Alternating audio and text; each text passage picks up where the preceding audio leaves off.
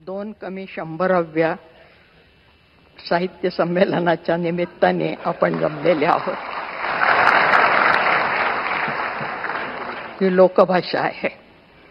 98व्या मराठी साहित्य संमेलनाच्या निमित्ताने आपण जमलो, ही अभिजात भाषा आहे. आणि आपण सगळी मंडळी या निरनिराळ्या बोलींच्या मधनच बोलत आलेले आहोत. आणि या सगळ्या बोलींचं संमेलन म्हणजे अखिल भारतीय मराठी साहित्य संमेलन आहे असं आपण म्हणू. या संमेलनाचं उद्घाटन सन्माननीय देशाचे पंतप्रधान करत आहेत. ही आमच्या दृष्टीने फार आनंदाची गोष्ट आहे. या संमेलनाचे स्वागताध्यक्ष आमच्या महाराष्ट्राचे जाणते नेते असं ज्यांना आम्ही ओळखतो ते शरदचंद्रजी पवार. संमेलनातला आवर्जून उपस्थित राहिलेले महाराष्ट्राचे मुख्यमंत्री नागपूरहून खास आले, म्हणजे पुन्हा विदर्भातनं आले. असा सगळा महाराष्ट्राचा कानाकोपरा इथे जमलेला आहे. या अखिल भारतीय मराठी साहित्य संमेलन आयोजित करण्यासाठी आणि अध्यक्षीय निवड करण्यासाठी जी यंत्रणा आहे अखिल भारतीय मराठी महामंडळ, त्या महामंडळाच्या अध्यक्षा आमची मैत्रीण उषाताई तांबे, या संमेलनाचे पूर्वाध्यक्ष आणि आमचे सन्मित्र रवींद्र शोभणे, अशी ही सगळी या संमेलनाला मुद्दाम आम्हाला घरातनं आणून बोलवून इथपर्यंत स्वागत करणारे आणि मला इथपर्यंत सोडणारे या संमेलनाचे सगळे संयोजक संजयजी नहार आणि त्यांची सगळी टीम. आपण सगळी मराठीवर उदंड प्रेम करणारी माझे बहीण भावंडांनो, आज फार काही बोलायचं नाही असा दम भरलाय मला, कारण नंतर बोलायचंय. पण आपण आपल्या देशाच्या पंतप्रधानांना ज्या विठ्ठलाची मूर्ती दिली, ती विठ्ठल रखुमाईची मूर्ती, हे आमचं आराध्य दैवत आहे महाराष्ट्राचं आणि हे आमच्या उदार संस्कृतीचं प्रतीक आहे.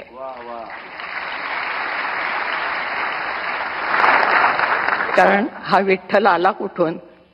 कानडावो विठ्ठलू कर्नाटको, कर्नाटकातनं आला, महाराष्ट्रामध्ये स्थिर झाला आणि आजही वारीसाठी जी मंडळी येतात ती नुसती मराठी मंडळी नसतात. महाराष्ट्र, कर्नाटक, तेलंगणापासून ही सगळी मंडळी विठ्ठलाकडे येत असतात. हा विठ्ठल कसा आहे? मराठी माणसासारखा साधा आहे, कष्टकरी माणसासारखा. कांबळ खांदी वहाण पायी डोईस मुंडासे, श्यामल रंगी सान रूपते साधेपण भासे. आत्ताच आपण मूर्ती पाहिली. गोऱ्या रंगाची त्याला हौस नाही, सावळाच येतो. आणि सावळा नुसता नाही, काळा सावळा आहे. महाराष्ट्राला जो रंग आहे त्या रंगाचाही अभिमान आहे. असा हा विठ्ठल, तो सर्वांना सामावून घेणारा. त्याचे भक्त जर तुम्ही पाहिले तर सर्व जाती जमातीचे भक्त त्याच्या पायाशी जाणारे आहेत. त्याच्यात सर्व व्यवसाय करणारी मंडळी आहेत, सुतारे, लोहारे, चांभारे, गावकुसा बाहेरची मंडळी आहेत. उच्चवर्णीय आमचे एकनाथ महाराज आहेत आणि सगळ्यांचे शिरोमणी ज्ञानेश्वर महाराज आहेत, ज्यांचं पसायदान आपण ऐकलं. या प्रत्येकाने या मराठीची स्तुती केलेली आहे, हे आपल्याला माहीत आहे. माझा मराठाची बोल कवतुके परी अमृतातेही पैजा जिंके, असं म्हणणारे ज्ञानेश्वर महाराज. संस्कृत भाषा दैव्य केली, प्राकृत काय चोरापासूनही आली, असं ठणकावून सांगणारे आमचे एकनाथ महाराज. तेव्हा ही अभिजात मराठी झाली, त्याचं पायाभरण करणारी ही सगळी मंडळी आहेत. आणि ज्या वेळेला महाराष्ट्रामध्ये शिवाजी महाराजांनी राज्य स्थापन केलं, त्याचे विश्लेषण करत असताना महाराष्ट्रामध्ये शिवाजी महाराजांनी राज्य कसं स्थापन केलं त्याचं विश्लेषण आमच्या न्यायमूर्ती महादेव गोविंद रानडे यांनी असं केलेलं आहे की संतांनी शिवाजी महाराजांच्यासाठी भूमी निर्माण केली होती. कारण मराठी भाषा जी टिकवली ती संतांनी टिकवली. भाषा ही प्रत्यक्ष जीवनात असावी लागते, कारण भाषा ही एक जैविक अशी गोष्ट आहे, जिवंत. जर भाषा बोलली तर ती जिवंत राहते, नुसती पुस्तकातनं आणि ग्रंथातनं ती जिवंत राहत नाही. म्हणून भाषा ही जैविक आहे. आणि महाराष्ट्राला सातत्याने पांडुरंगाचं स्मरण मराठीतनं करायला लावणारी ही भाषा संतांनी जिवंत ठेवली आमच्या. आणि आमच्या या संतांच्या मध्ये मुद्दाम आवर्जून सांगते की मराठी साहित्याचा उगम कुठे झाला, अमुक साली शाळा निघाली आणि माणसं शिकायला लागली, हे आमचं आधुनिक पांडित्य झालं. ज्या दिवशी आईने पहिली ओवी आपल्या बाळाला म्हटली असेल त्या दिवशी मराठी भाषा जन्माला आली.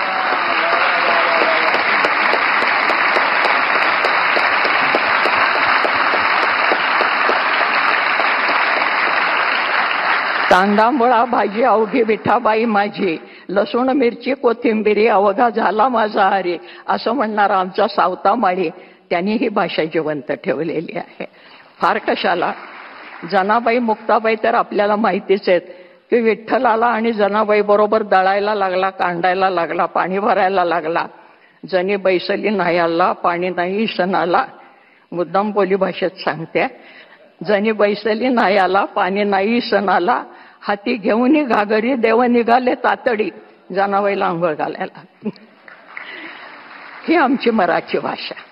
आणि ह्या मराठी भाषेला अभिजात दर्जा मिळालाय. या सगळ्यांना मिळून हे अभिजातपण आलेलं आहे. जास्त आत्ता बोलत नाही, पण आमचा हा विठू सगळ्यांना आपल्या पदराखाली घेणारा आहे, आपल्या सावलीखाली घेणारा आहे. या संतांच्या मध्ये अंत्यज म्हणजे ज्याला आज आपण बीसी आणि ओबीसी वगैरे म्हणतो, ही सगळी मंडळी त्याचे परमभक्त आहेत. हे कुठल्याही शाळेत शिकले नाहीत, त्यांना कोणीही शिकवलं नाही, आणि तरी सुद्धा ते मराठीमध्ये काव्य करत होते. याचा अर्थ मराठी फक्त लिखितमध्ये नाही, ती बोलीतनं निर्माण झाली, बोलीमधनं पसरली, आणि म्हणून शिवाजी महाराजांना खेड्यापाड्यातले मावळे मिळाले. भाषा ही जिवंत राहिली त्यांच्यामुळे. आणि भाषा हे संस्कृतीचं बलस्थान असतं. कुठलीही भाषा आजही जगाच्या पाठीवर कुठे हिंडत असलो, आणखीन मराठी शब्द ऐकायला आला तर आपण चमकून बघायला लागतो, तुम्ही नागपूरचे का, तुम्ही महाराष्ट्रातले का. तर हे भाषेचं आपलेपण निर्माण करणारी, भाषा ही जोडणारी गोष्ट असायला पाहिजे, तोडणारी नाही.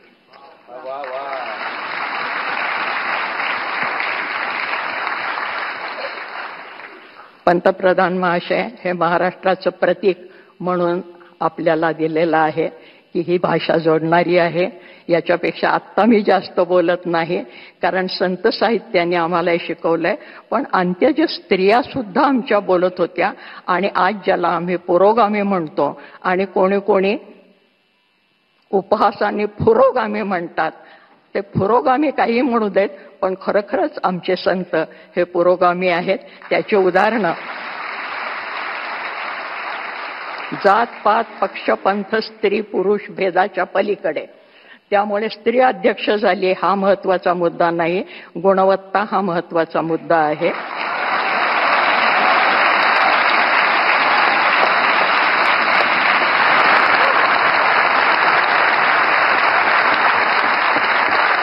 आणि म्हणून दिल्लीचं तख्त राखणारा महाराष्ट्र माझा हा साहित्यातनं जिवंत राहिलेला आहे, कर्तबगारीतनं जिवंत राहिलेला आहे. ज्या ठिकाणी संमेलन होतं आहे त्या ठिकाणी मराठी माणसांनी एकदा छावणी टाकलेली आहे. हा सगळा इतिहास आपल्याला माहिती आहे.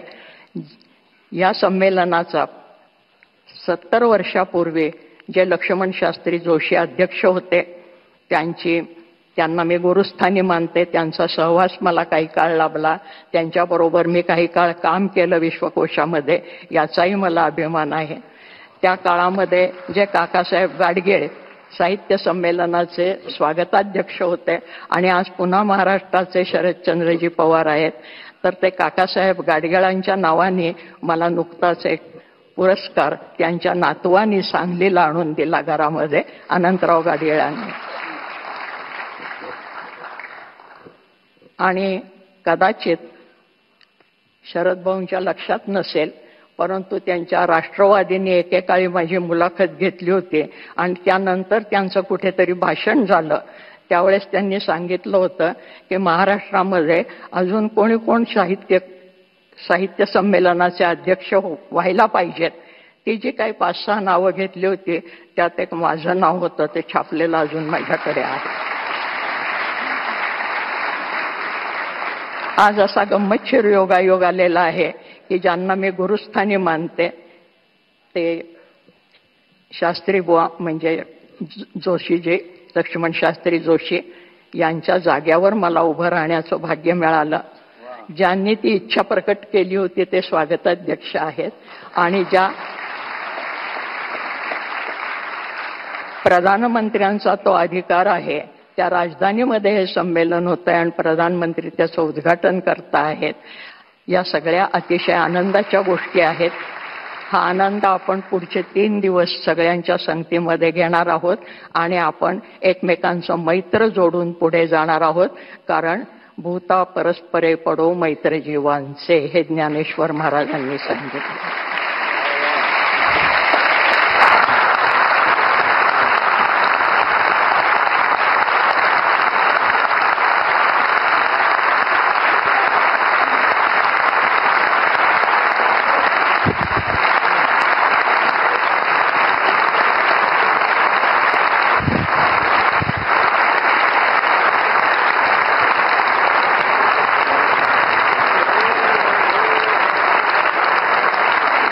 साक्षात मराठी शारदेने आपल्याशी संवाद साधल्याचा भाव सगळ्यांच्या मनात आहे.